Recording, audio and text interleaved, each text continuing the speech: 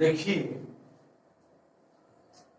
सबसे पहले जैसा कि आप जानते हैं हम संडे को एक मोटिवेशनल वीडियो अपने इस चैनल पर बनाते हैं।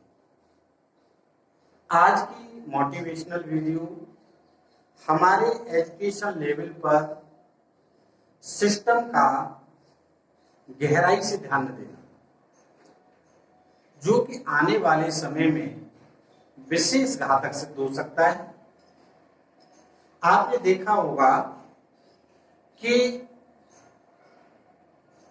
एक किसी व्यक्ति ने ये कहा है, यदि किसी देश के अच्छे भविष्य के बारे में, उसके सर्वांगीण विकास के बारे में, उस देश की सोच के बारे में यदि सही जानकारी लेनी है तो आप उस देश की शिक्षण संस्थाओं का परीक्षण कीजिए, उनमें जाके भ्रमण कीजिए, उनमें पढ़ने वाले स्टूडेंट पर परीक्षण कीजिए। आपके देश की सभी बिंदुओं का अच्छा मूल्यांकन आप कर सकते हैं, चाहे वो कोई भी देश हो।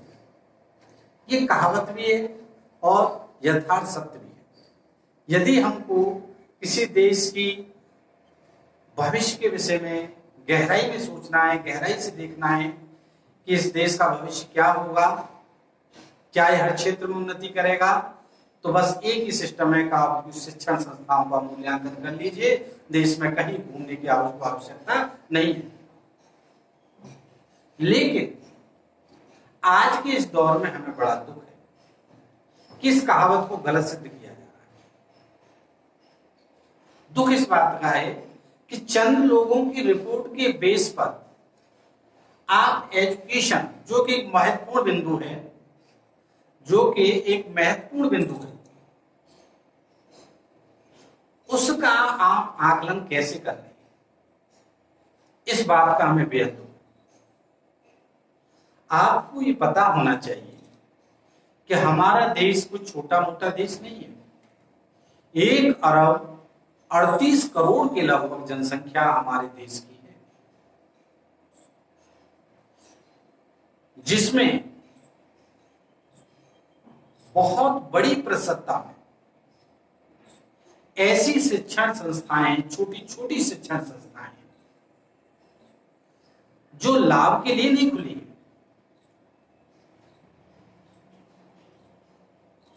वह गरीब मध्यम स्तर के व्यक्तियों को फ्री में शिक्षा दे रही है। यदि उनकी फीस का आकलन किया जाए तो निःशुल्क शिक्षा दे रही है। लेकिन उस शिक्षण संस्था से जुड़े हुए कई व्यक्तियों को रोजगार भी मिल रहा है। जब से ये महाबीमारी आई है, तब से वो शिक्षण संस्थाएं पूर्णतः बंद हैं। न तो उनकी आर्थिक स्थिति ही सुधर पा रही और ना ही उससे जुड़े हुए व्यक्तियों को रोजगार मिल पा रहा है। सत्यता ये है कि संस्थाओं का बंद होने का मतलब, इन संस्थाओं का बंद होने का मतलब फीस का बंद होना, और फीस का बंद होने का मतलब कि जितने भी व्यक्ति उससे जुड़े हुए हैं उनका रोजगार खत्म।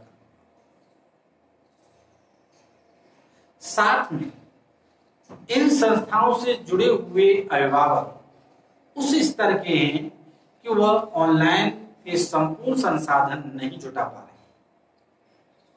जुटा भी पा रहे हैं तो समय नहीं दे सकते, क्योंकि दूर रोटी का सिस्टम करेंगे, अपने सिस्टम को देखेंगे। इतना उनका स्तर नहीं है कि वो जो है एक अध्यापक, एक टीचर उन पर मॉडरेट कर दें कि भाई इनको पढ़ाने की सिस्टम किया जाए।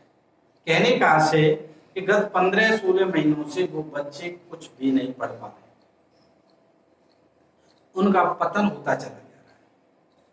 सबसे गंभीर समस्या उन छोटे बच्चों की, जो बच्चा प्ले में आने वाला था, जो बच्चा नर्सरी में पढ़ रहा था, एलकेजी में आने वाला था, एलकेजी से यूकेजी में आने वाला था, या यूकेजी वाला बच्चा फर्स्ट में आने वाला था, न उसको फर्स्ट मिली न सेकंड मिली।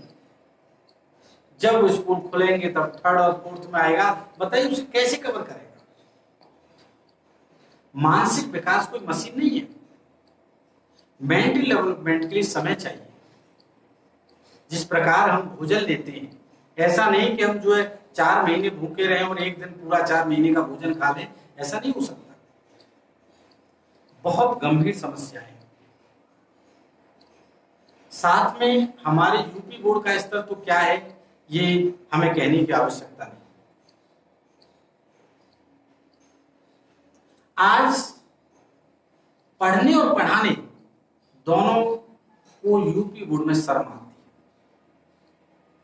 लोग उसे निम्न स्तर से देखते हैं। इसका मुख्य कारण परीक्षा की गलत पद्धति। नकल नहीं हो रही, ये बात सही है, लेकिन जब परिणाम आता है तो 100% आ रहा है। तो ये क्या तरीका?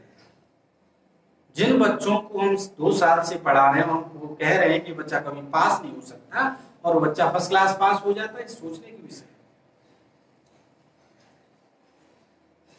चलो उस समय कुछ तो होता था, आज तो निपटन नहीं। और खाली मस्त शैतान का घर होता है। आप जानते हैं, ऐसे बच्चों के अंदर अराजकता विकसित हो रही है, जिसका परिणाम भविष्य में हमारे देश को देखना होगा। अराजकता के रूप में, चोरी के रूप में, डकैती के रूप में।